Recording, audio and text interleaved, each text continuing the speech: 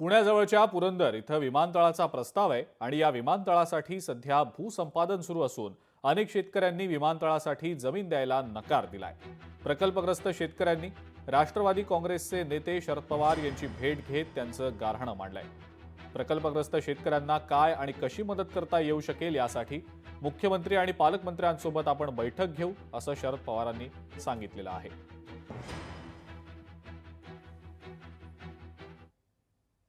हा विषय नाही, त्यांनी जे विषय मांडले एक तर त्यांचं म्हणणं होतं ही जागाच बदला। आता हा निर्णय काही मी घेऊ शकत नाही, काही इथे अधिकारी घेऊ शकत नाही, केंद्र सरकारचा हा प्रश्न आहे।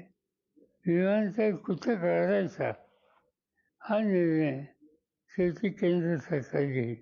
त्याला योग्य ती नुकसान भरपाई आणि पर्यायी जमीन या दोन्ही गोष्टी द्याव्यात ही मागणी त्यांची होती। मी त्यांना एवढं सांगितलं की मी राज्य सरकारला, मुख्यमंत्री आणि पालकमंत्री यांना विनंती करणार आहे की तुम्ही या कामाच्यासाठी बैठक बोला, आम्हाला लोकांच्या उपस्थितीतून आणि यातनं काहीतरी मार्ग काढा। असा निर्णय आमच्या बैठकीत काल झालेला आहे।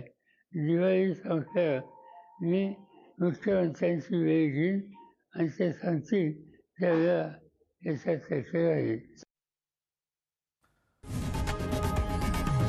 लोकशाही मराठी ऐका, पहा, जागरूक रहा।